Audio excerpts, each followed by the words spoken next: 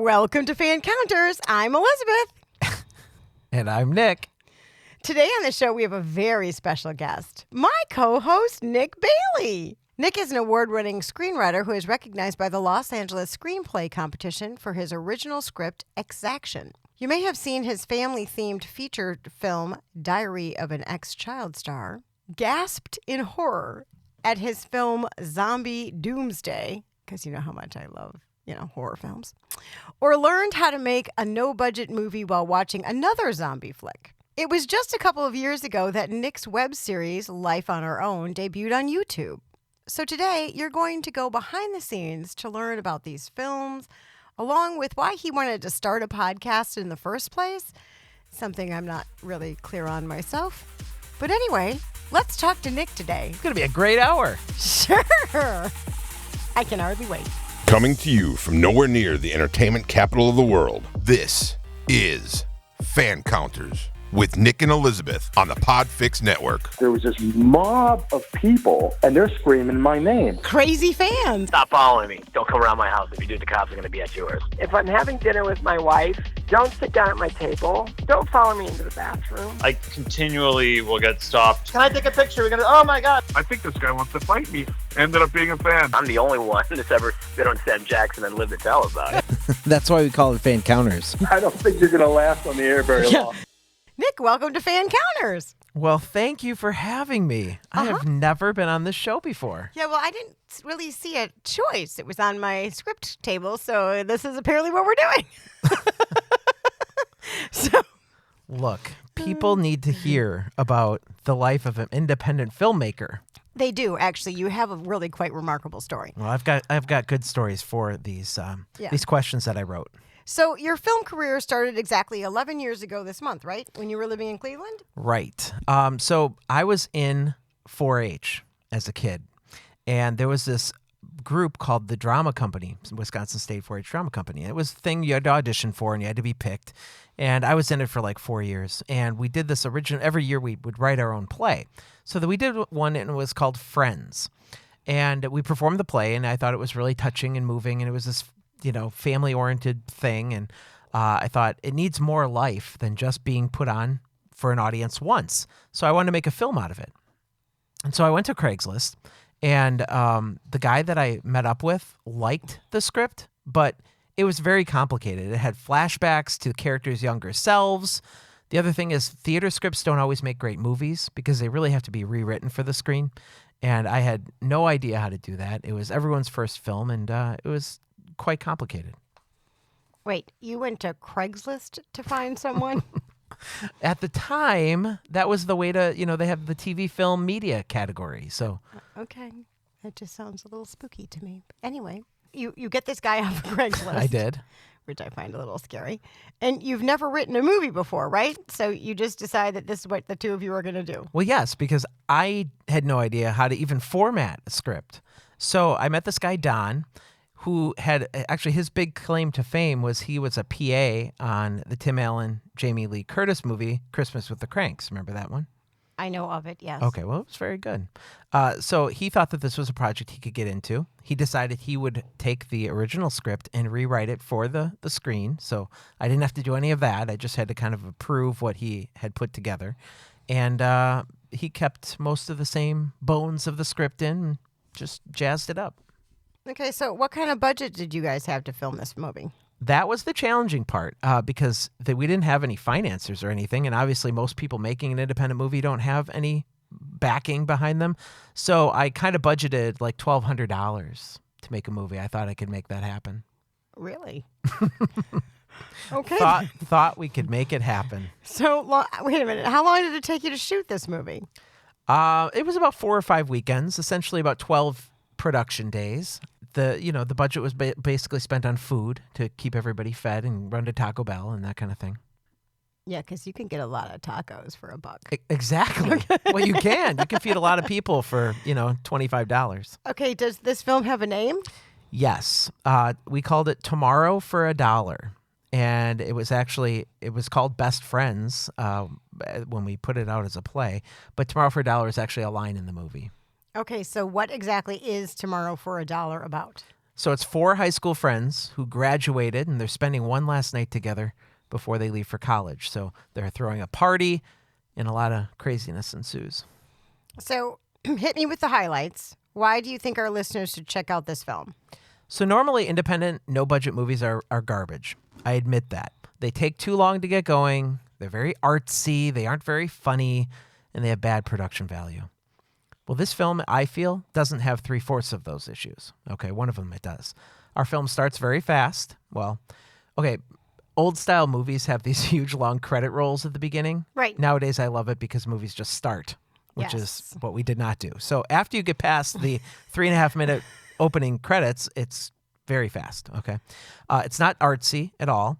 It's got 2 very interesting characters who have really funny moments.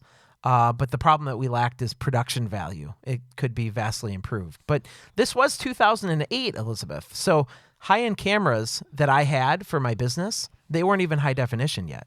Okay. And we were still running on those mini DV tapes. Oh, yeah. Okay, so I still have the collection of production tapes somewhere in a closet. So HD cameras weren't everywhere just yet, and it was probably still the flip phone era. And I think I actually had a BlackBerry, but they didn't have cameras. So Sweet. yep. What moments in the film stick out to you as mostly memorable? There were a couple. I went to Home Depot and I bought these work lights. You know, the kind that get really hot, but they're really bright. They take a lot of electricity. Okay. So we're shooting in a car on a rainy day, and it wasn't the kind of shoot where you could just reschedule for bad weather. You just work with what you got. So for whatever reason, we didn't have access to power. So we decided that we would use a car power converter to power this light. This sounds like a very bad idea. Well, I didn't know a lot about, how much electricity things can draw, right? So I plug in the light into the power converter and plugged it into the car. And I don't remember if the light kind of worked or didn't, but it wasn't turning on very well. And I don't know how long it was plugged in, but I can tell you on the way home, the actor whose car we used to power this light ended up having a bad alternator, and they were stranded on the way home. Yes, because you ruined their car. Yeah.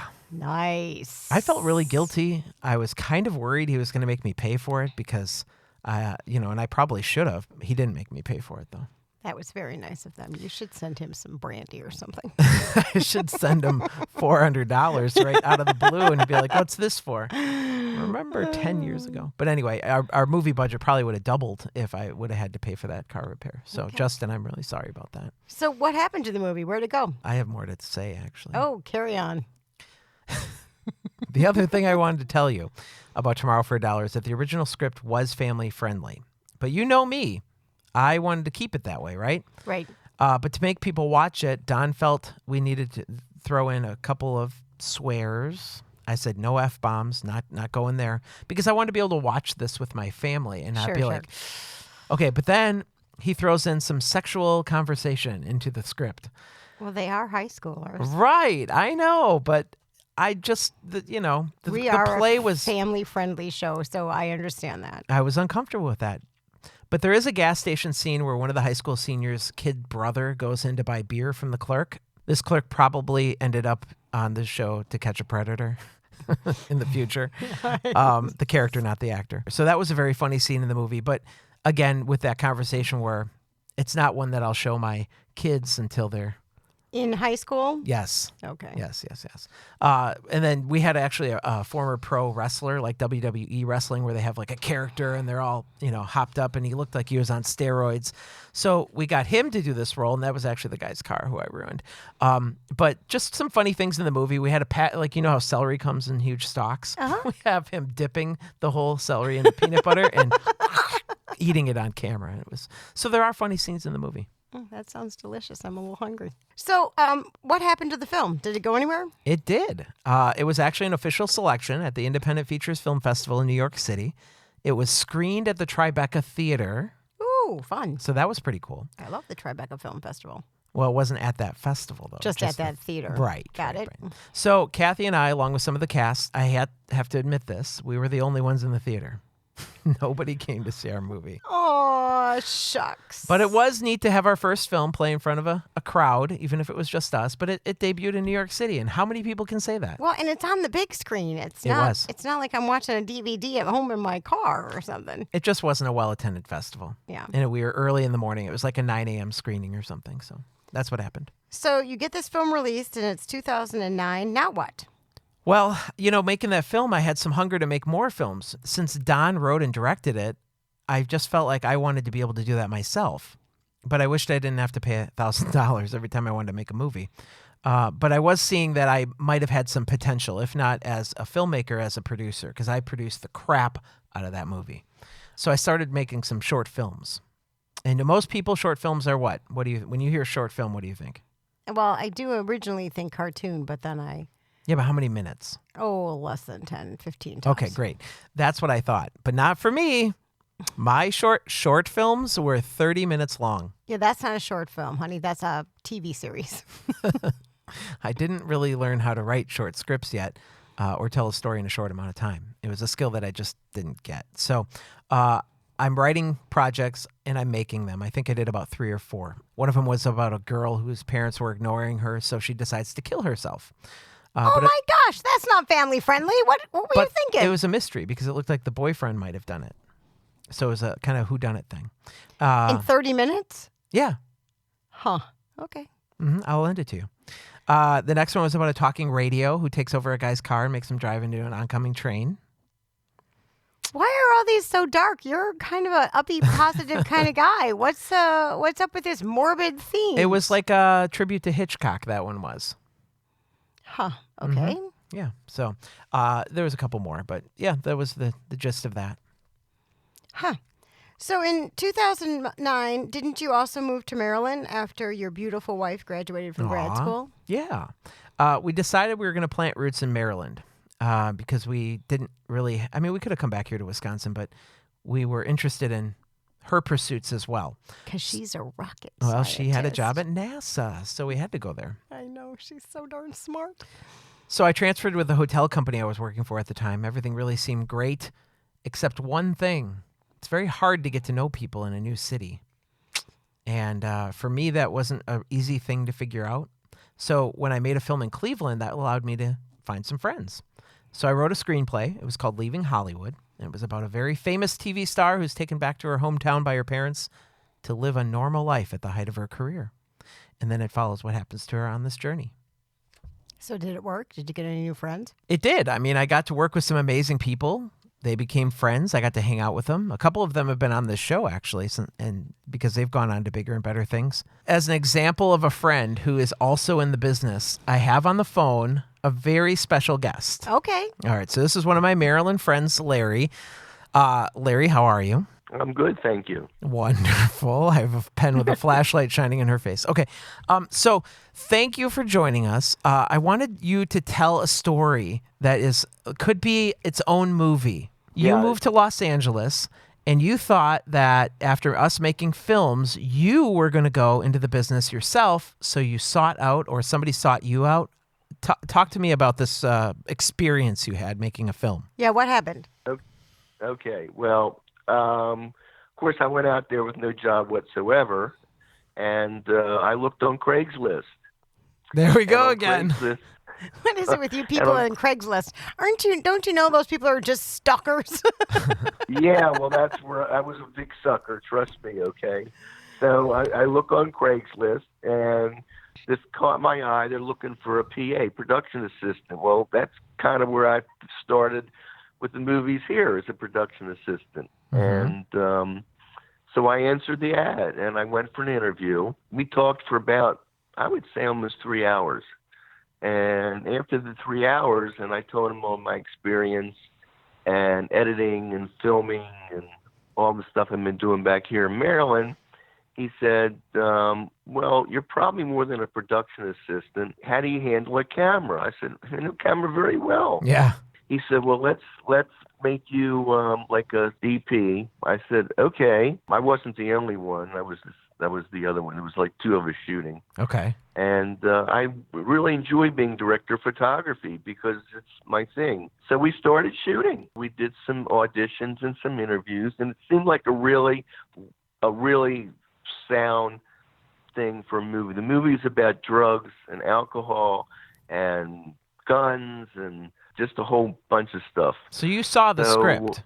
You knew this was legit, right? Yeah, I thought it was legit. It seemed legit. But you saw the script. I did see the script. Okay. The script was about 110 pages long. Okay, go ahead. And it seemed very legit. So we started shooting. We not only shot here, but we went to Cleveland, and we shot in Cleveland and came back. So it really seemed legit. To my surprise, it was just a come on, because I think the guy who hired me, and I won't go into names and stuff, is a how do I put it? Just a flim flam man looking to screw over and get money out of whoever he can get money out of. And I took him in as a friend.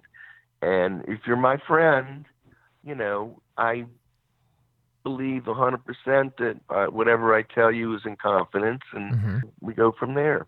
Now, at this point, are you being paid for this? Like, have they any money exchanged at all? Has he paid you for any of the movie that you have shot? No, it was a deal with the contract I signed was to be on the back end. Okay. Who paid for you to go to Cleveland? I did. You paid out of your own pocket? I did, for the flight and everything. Yeah. Okay. For you or everyone? For everyone. It was like 5 of us, and we stayed at, forgot where we stayed, at some low budget motel or something. Okay. So it was really interesting. Go ahead. You had the expectation that you were getting paid back, right? Yes, exactly. All right. Exactly. So interesting in Cleveland, we shot some scenes where these really real scenes where these women were like just fighting with each other, and he stuck me in the middle of this, turning me around, and I'm filming all these women like fighting, and it wasn't in the script. It just turned out that everybody was angry at each other, and it turned out to be a real fight. So it was interesting. So do you still have that footage? He's got it wherever. Oh, you don't have the footage? No, I don't have any of the footage. Okay. It's a shame. So we came back, and I invited him over to the apartment. I lived in Sherman Oaks at the time. We really hit it off, and I thought he was really a nice, cool guy that really wanted to do a movie. And he kept telling everybody, he's never made a movie, and I made movies, so I know what's going on, blah, blah, blah, blah. He really hit my ego, if you really want to know the truth. And I thought, yeah, this is pretty good, just what I'm looking for. And slowly but surely, he went with me wherever I went, including if we went to the bank, I went to the bank, not knowing that he was actually stealing my PIN number from my bank card. Oh, my gosh. Yeah. I started losing track of time, not realizing that when we were having stuff at my apartment, he was putting this GHB stuff in my drinks. And if you're not familiar with it, I think it's a date rape drug, Okay. but you lose memory. You lose your memory. But you don't realize this is happening. No, you can't remember anything. Okay. Because after all this was said and done, when I went to the police wanted to know everything in detail. And I said, I don't remember anything. So they couldn't help me because I had no memory of what happened. Okay. So he stole my bank card. He stole my credit cards. Oh, it gets better, okay? In between all that, he's taking money out of my account, which I didn't know. All of a sudden, I get this thing that I just bought a car in Las Vegas, and I put $8,000 down on a BMW with my American Express card. Oh my gosh! Don't leave home without it. Yeah. Yeah. Well, I didn't know I was leaving home without it, but apparently I signed the contract. I don't remember signing a contract. I don't remember going to Las Vegas. I don't remember anything. It's your signature, though? Day. As far as I know, it was. Okay. But you have no memory of None. being in Las Vegas. None. You don't know how you None got there. whatsoever. Okay. Nope. Nothing. So apparently, I bought a car. The only good part about buying this car is he financed it through not my bank, but his bank, which was Wells Fargo. So fortunately, I was only out the $8,000 for the down payment for the car after, but they were coming after me with my credit report and everything. So years after I got back here, and they're coming after me for the car because he wasn't making payments. What a surprise! I managed to get enough paperwork together. I got a restraining order against this guy finally when I got home. I managed to get it off my credit report. That part worked out good. But in the meantime, he's still taking. I lost $85,000 for this guy. Oh my gosh! To save. Yes, it was. It was my life savings pretty much. That's not the end of it. The end of it is he was abusing me. He beat the shit out of me, and I wound up. I could have died. I have pictures of all the injuries he did to me, but apparently instead of leaving me on the street somewhere in a hole, one of his friends, I think it's a friend or a lawyer friend, said he should take me to a hospital. So I went up to UCLA, I think 3 or 4 days later when I finally came out of whatever drugs he had put on me. I saw the pictures because my daughter came and took pictures of everything. I still have the pictures. They're pretty gruesome. I could have died. That wasn't enough to convict him? No, because I had no memory of him doing anything.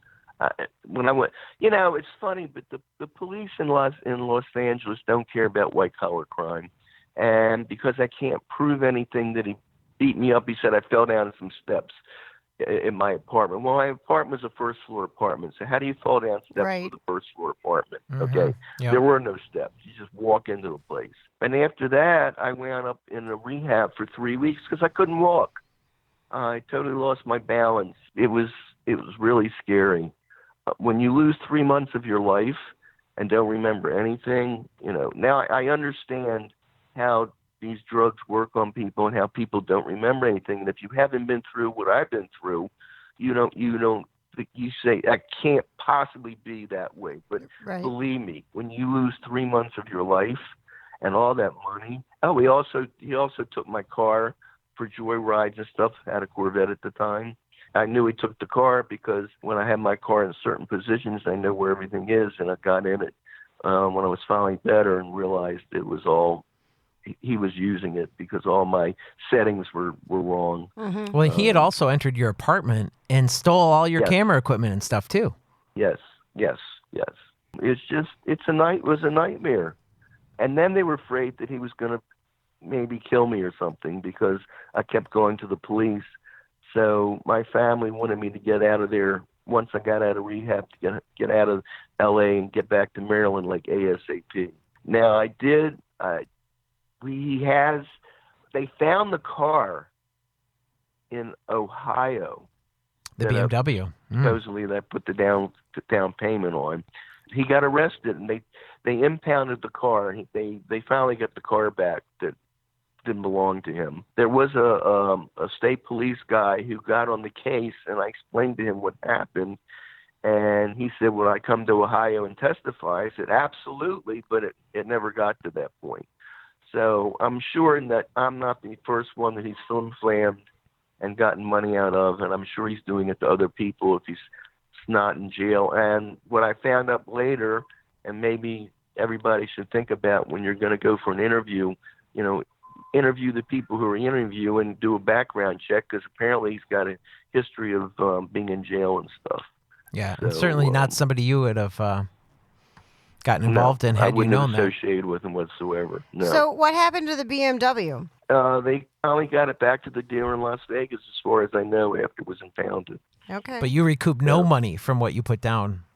Had they sold the car? And I went to American Express and I said to them, I didn't authorize this purchase, transaction.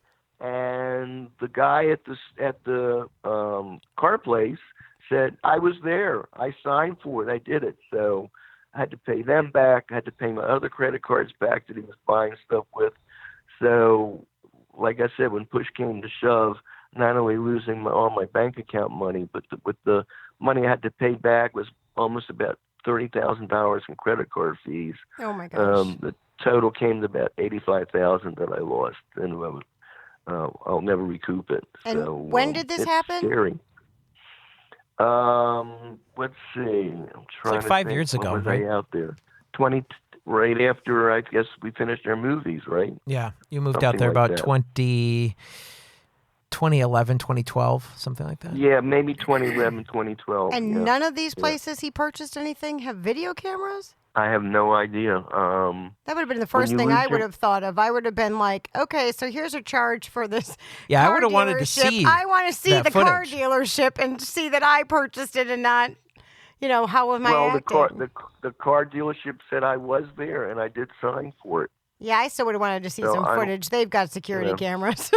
Everybody has right. security cameras. That would have been surreal to Right. see something Yeah. you did that you don't remember. Yeah, I want to see. I want to see Right. some. I want to see some footage on this. I mean, you got all those credit card receipts. I'd be going through all those stores, going, I need your footage for this date, and this date, Mm-hmm. so you could prove you didn't make those purchases.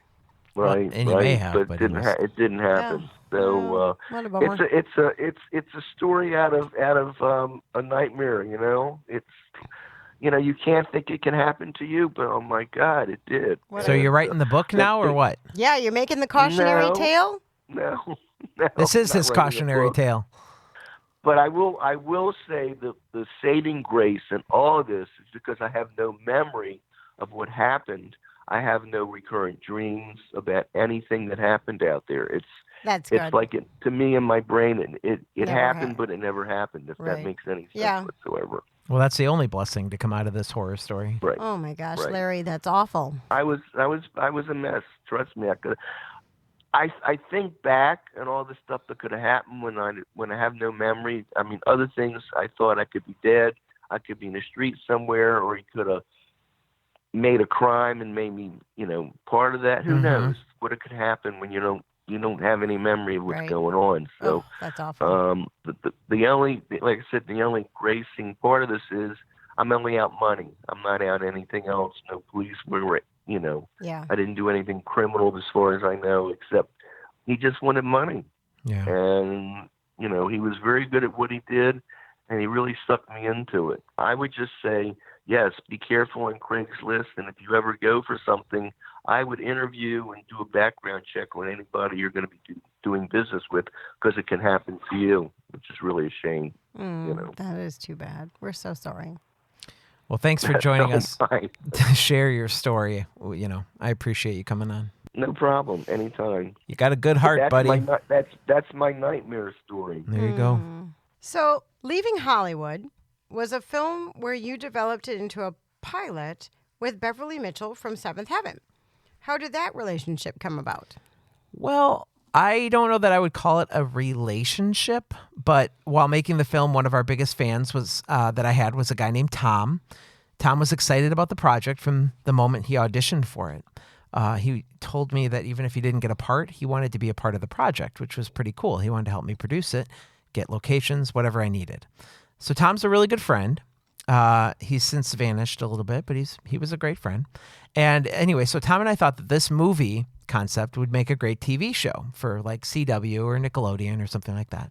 So I started contacting some producers and even some former child stars to see if they would want to jump on the idea and help it become a show. Okay. So pretty much right away, Beverly's manager, John McGalliard, he wrote me back and he asked for the script so Bev could read it. He came back pretty quickly and said Bev loved the idea and that she was interested in working on it with me. And he asked me to come to Hollywood for a meeting. Well, who wasn't going to be excited about that? Sure. So it was on my own dime. I had to book the flight to Hollywood. That was last minute, so it was expensive. But I thought this is like a once in a lifetime opportunity. I can't miss it. not take Yeah. it. So a couple of my friends came with me actually to it, on the trip, not to the meeting. But this is the funny part. I was working for a hotel company at the time, and I was on call that weekend. So I was a little nervous going out there because I'd have to be meeting while I was supposed to be on call. And if somebody calls, you have to make adjustments in the computer to inventory and for rooms and stuff. And I was Oh, it was nerve-wracking. So anyway, I had trained my friends how to do stuff in the computer. So if somebody called, I could call them and tell them what to do. So they had my back. That was pretty cool. Okay. So I go to this meeting. First one's at a hotel, and we just met in the lobby, which was no big deal, but they wanted to meet again in a couple of days. So we meet again at a restaurant, but I was really like too nervous to eat anything. I was just like, nope, I'm just good with water, thanks. But I started to get excited, but kind of excited for nothing. You end up having to go home from Los Angeles back to Maryland and start writing this pilot. So obviously they liked the idea and they wanted to see an actual script. Yeah, but before we go there, I forgot the best part. While we're in LA, there was this first meeting between John and Bev, and they said that every character needed a backstory. So, and that they wanted them written up as soon as possible. So between meeting number 1, like on a Friday, and meeting number 2 on a Sunday, we had to write these character backgrounds for every single main character in this show. Yikes. Yeah. So my friend Tom, who flew out with me, we were trying very hard to write these things quickly. And he's like, I'll help you. Well, Tom is not the best writer. So as much as he was helping, it was like I had to rewrite it anyway. So I'm just like, we just stayed up all night, and I'm like, I need an idea for this. And he was good for that. So then I was able to write him up. But anyway, to answer your question, yeah, I went back to Maryland. I started writing the pilot script on all the notes that we had gotten from the meeting. Okay. So what ended up happening with that? So we had a lot of drafts of the script floating back and forth. Each side was making changes and adding things, them more than me. Bev and John mostly deleted my things, and they ended up, kind of making it into what they felt it should be, which is fine because they're the professionals and I'm just the guy who pitched it. They ended up pitching it to various networks without me, without telling me these meetings were going to happen in advance. Oh my gosh. So I would find out, oh yeah, we were at Disney and we were at Nickelodeon, and I'm like, why couldn't I at least have been in the room? Right. I didn't have to say anything. Yeah. Well, it didn't get picked up. But every now and then, it's funny, I'll get a text from John that says, hey, new interest in the project. And then nothing happens, and I'm pretty sure it's dead. So you ended up changing the name of your movie because why? We thought we would not use Leaving Hollywood because I was really hoping that the series was going to be named that. Okay. But the series probably doesn't want a low-budget movie named the same as a major television show. We shot some new scenes. We made it flashback style. Have you seen Princess Bride? Yeah. Where the Savage Boy reads a story and it comes alive. Okay, so we did the same thing with our movie, and then we called it Diary of an Ex-Child Star. So it's the star when she's older, reminiscing about her younger days. Okay. Now, didn't I see that Beverly Mitchell has a new show on right now? Yeah, she's got Hollywood Darlings happening on the Pop Network. And that show, it's funny, it started out kind of being an exaggerated reality show about their real-life friendships. It has Jodie Sweetin from Full House. Yep. Christine Lakin from Step by Step. So when the first season was launching and airing, that was the last time they felt our story really had a chance to be picked up because Hollywood Darlings was successful. And, that's the last time I heard anything about our script. Okay, so is Leaving Hollywood dead? Probably so dead that Beverly Mitchell now has the name of the show we created as her personal website. So, yeah, her website is growinguphollywood.com, which was what they chose to name the show. Oh. And all I can say to that is a quote from Jodie Sweetin. How rude. How rude. It happens. So a little Jodie Sweetin reference here. Nice. All righty. Moving on. You're now in Wisconsin, and you and your wife have twins. Yep. And you decided it's the right time to create a web series. So then tell us about what Life on Your Own was. Well, Life on Our Own is a YouTube web series. It's still there in case you want to search and watch it. I just checked. My most watched episode has just over 1,000 views, so it's not very popular, but that's okay. It's just undiscovered. Okay. Like our podcast was for a long time. Yeah. Undiscovered. So it's about two sisters. Their mom passes away. Their dad's overseas, away on business, but he's feared dead or missing. So the older sister's raising the younger sister, and they have their ups and downs growing up. So Life on Our Own. Yes. Okay, on YouTube. Yes. Okay. Search it out. Give me some views. So why not just make another film? Well, I kind of felt like I had been there and done that, and I wanted to prove that I could do series writing, something that had an arc and it follows storylines and that kind of thing. Okay. So to do that, I felt practicing on an episodic web series with those interweaving storylines and cliffhangers was a good practice for me. And how many episodes are there? There's 10. Okay. Yeah. And what was the highlight or the takeaway from that project? Well, that these creative video endeavors eat up a lot of time.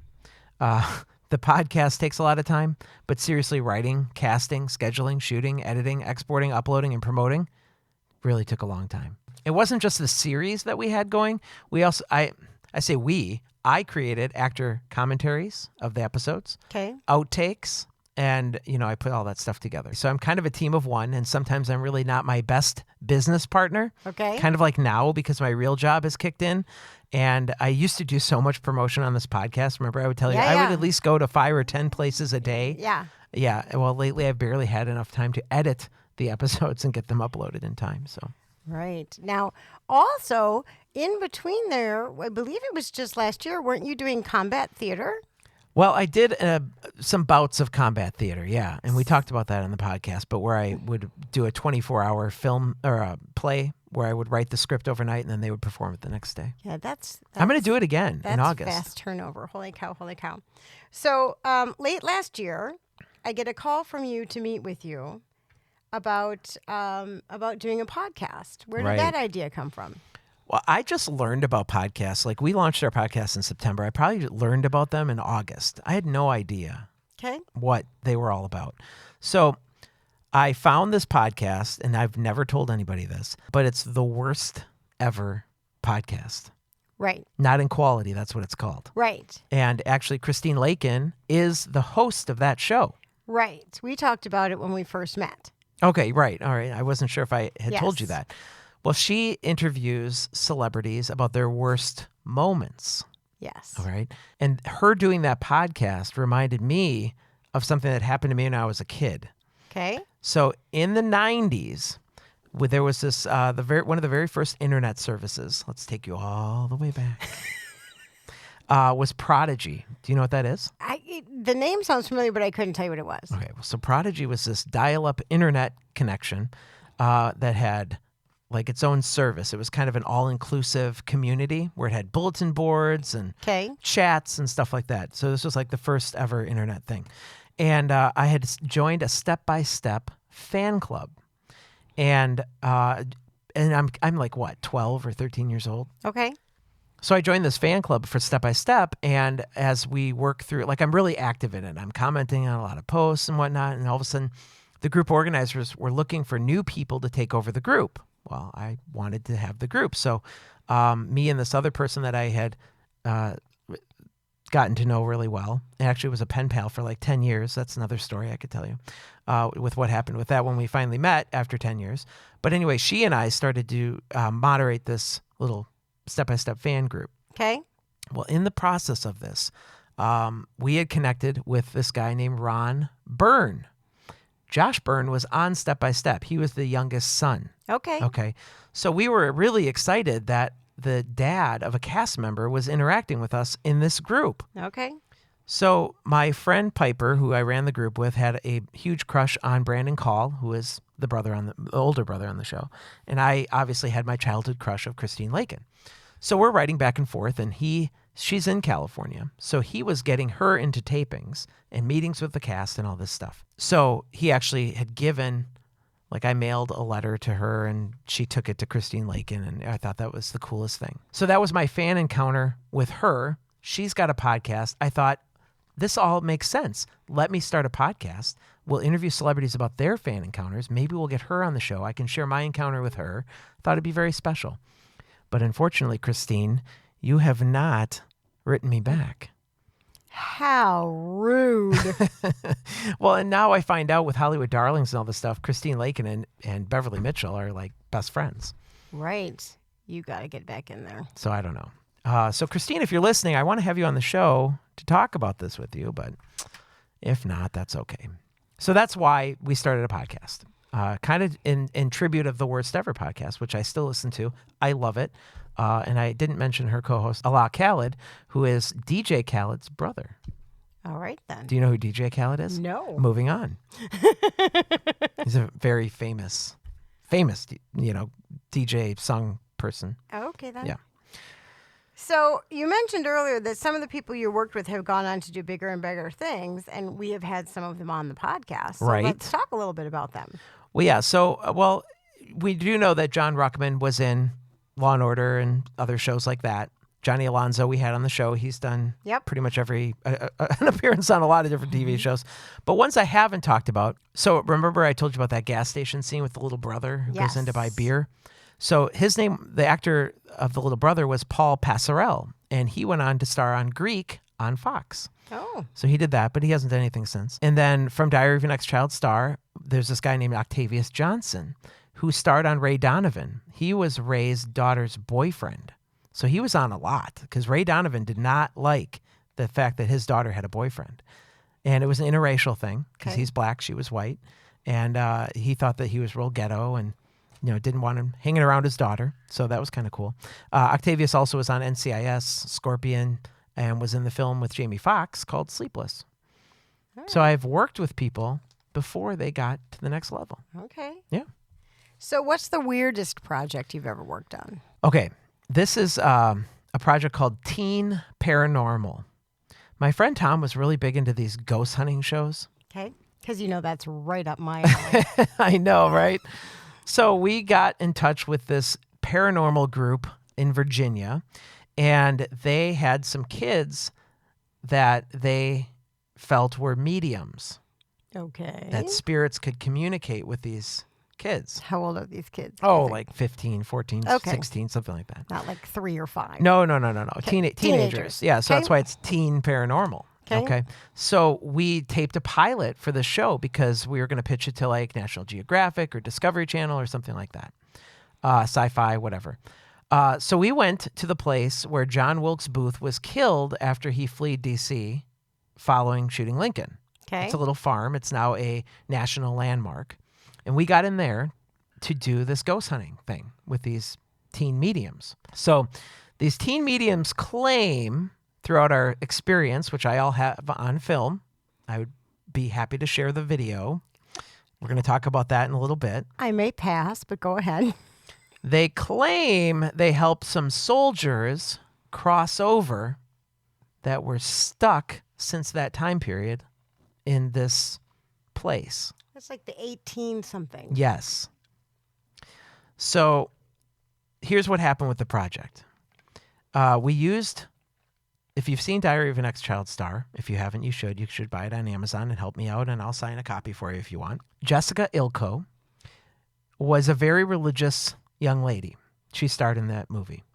And after shooting the pilot, we shot this whole pilot, she decided she didn't want anything to do with the show, didn't want it to be shown, because she was really creeped out that this had all happened, and she didn't know what to think of it. She didn't know how to balance it with her religious beliefs and all that. So, needless to say, because we didn't have signed paperwork ahead of time like we should have, I never even edited it. Huh. So that was the weirdest project I ever did. And so here's what my idea is. I've got this footage that no one's ever seen of these teen mediums helping people cross over. So what I've done is we've launched a Patreon account, and I was going to offer anybody who donates $10 to our Patreon will get a link to this never seen footage of soldiers from 64 or something. You can't see the soldiers. Crossing over. Yeah, but you see the mediums doing their thing to help them cross over. So I will show that to anybody who goes to our Patreon account, search for Fancounters, and donate the $10, and I'll send you the link. Okay, then. Help our show stay on the air. It's just expensive to do, I understand. We've been doing it for free. We haven't asked for anything. I understand. So this would be a good little bribe, right? All right, then. Don't you think? Sure. Okay. Why does it have to be about spooky paranormal things? It's the exclusive footage I have. All right. When we had Jonathan Ruckman on a couple of months ago, you two talked a little bit about a Zombie Doomsday, which was a film you conceptualized and filmed within a matter of days. That doesn't even sound possible. But, let's talk a little bit about that, because I love horror films. So Zombie Doomsday is another film we also have available on Amazon. And we kind of talked about it to death a little bit, but essentially we did this film, and I was the camera person, and I didn't want to be in this because I'm not really an actor anymore. And Tom's like, "No, you have to talk," and I'm like, I just want to film it. I don't want to be in it. So it's not one of my finest moments because I have to speak on camera, and I'd rather be behind the camera. So the best part about this, and we talked about it, but the best scene in the whole film is when we didn't tell anybody we were going to hold up this diner. And the guys come in with guns and they're like, "Everybody get down." And they all think it's real, including this 9-year-old girl that we terrorized. And she was crying. Not cool. It was cool. Her parents said it was okay. Not cool. So that was that. And of course, you followed that with a documentary about that experience called Another Zombie Flick. Yes. So we also had our friend that we just heard from on the phone, Larry, was filming behind the scenes footage of us doing this whole thing that we put it together to teach other people how to make a no-budget movie in a short period of time. And that is called Another Zombie Flick. And we interviewed all the actors about their participation and what they felt doing this improv movie. Because remember, Zombie Doomsday didn't have a script. It was just improv. Whatever we came up with, we said, here's the situation and go. You know, your ex-girlfriend comes in and she sees you and thinks that you're a nobody, and let's play this out. So it was all improv. Huh. Yeah. All right. There's one more film on your resume you wish you'd never been a part of. Tell us about Ghosts That Hunt Back. Oh, another film I never wanted to do because Tom was so into this ghost hunting thing. Once this pilot fell apart, he wanted to do a movie about ghost hunting. Oh, it's a hot item. Everyone's going to buy it and all this stuff. So we film a movie, again, all improv. We took pairs of people and we then chopped it up throughout the movie. And we went out with them for about 20 minutes and we had them improv about finding ghosts. There weren't any ghosts. We weren't in a haunted spot. It was all made up, garbage talking for 80 minutes. Yeah. Don't buy Ghosts That Hunt Back on DVD on Amazon because it's horrible. It's yucky. It's not about anything. It's just... And it's fake. Yeah, it's like most podcasts, actually. It's just random talking about nothing. And we don't do that here. No, we usually do have a plan. Mm-hmm, definitely. We're hoping that someone's going to tell us their story and then tell us all about their fan encounters. You got it. So do you have any other projects coming up? This is the project coming up. Are you kidding? This takes up all of my time. Yeah, about that. But no, seriously, probably no more films. I've been writing a lot, or I did write a lot. I shouldn't lie and say that I've done it recently because I haven't. Remember, I wanted to sub out that script. Yeah. I didn't end up doing that either. I'm just like, it's not going to get done. I'm not going to make it. Why just waste everybody's time? Huh. So here I am letting other people tell their stories. That's right. And that kind of feels better to me. Okay. Well, you can still get that creativeness out in combat theater. Exactly. I will definitely participate again, and we'll talk about that experience when it comes up in August. And you're very good at getting us all prepared for each guest with all of your background and all of our great questions. Look, if I have to stay up to 1 a.m. writing questions that the next day we can't pronounce words for, I'm going to do it. Promise. So our thanks to Nick Bailey for coming on the show today and telling us all about his... entertainment world. Sure, let's call it that. I was going to say foray into the entertainment world, but we're still living the dream as we come on every week and tell you about all the things happening in our world. Well, these are things that at least people will get a better background of why I'm so involved and know things about film and all of that. So I've had really nice opportunities. And I didn't talk about this, but I've been a part of like other people's films, and then they don't get released. They don't finish them, and it's a big, complete waste of time. That's why getting involved in independent projects with no budget is dangerous, because many people don't finish them. Right. So, well, this is a good project for you, and I'm just along for the ride. And I appreciate that. And I'm enjoying the ride. So when we're down here, you enjoy it. But guys, when she walks into my door and I'm like, "Hey, Elizabeth," That's what I hear. It's hard. It's hard to stop your day and come. And we've told you this before. We tape the podcast in a basement where all of the equipment needs to be kept cold. And so it's an ice box. It is literally 80 degrees outside.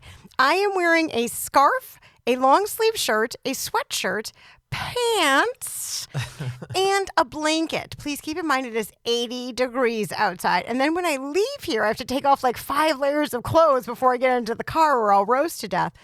But it's one of those daunting tasks where I got to get in the car and drive the half an hour to Nick's house, and then we're going to sit here. But every single time I get to the studio and I sit down in my chair and we start the interviews, I absolutely love it. I love being here. I love talking to them. I love their stories. I especially love it when they're parenting and have the same sort of tragic thing going on that you and I have going on. It makes them very human.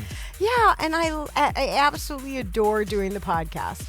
So you are correct. It's the same thing that I'm sure my kids have right now with the with school ending up. That it's just, I just don't want to do it, and then they come home all excited about all the fun things they did, and so. I don't ever not want to do it. It's just one of those things I have to stop my day and do. But golly gee, the second we sit down and I put my headphones on, it is like 20 years ago when we're on the air and we're back doing our thing and we are in an element that works for the two of us. And That's right. So I do. I absolutely love interviewing all of our guests. Well, thanks for interviewing me today. Well, thanks for coming on the show. Anytime. I'll be here again next week for those of you. We're always here. More. Yeah. But, we'd like to thank our listeners who put up with our goofiness and our chit-chat back and forth, because we really do enjoy doing this podcast, and we really can't do it if none of you listen. That's right. So well, tell we your we friends. could, but it wouldn't be as fun. Right. Tell your friends. Yeah, please tell your friends. Share it. All right, so you can find us on social media. I don't know if we did that yet. We did not. Okay, Fancounters Live on Twitter and Instagram. The Twitter's pretty new, so help our numbers, please. And then Facebook, you can always find us at Fancounters, and you can email us and let us know who you want to hear on the show. And if you have any comments, questions, we'd love to answer them on the air at hello@fancounters.com. Thanks for joining us all. Have a good week. Bye-bye.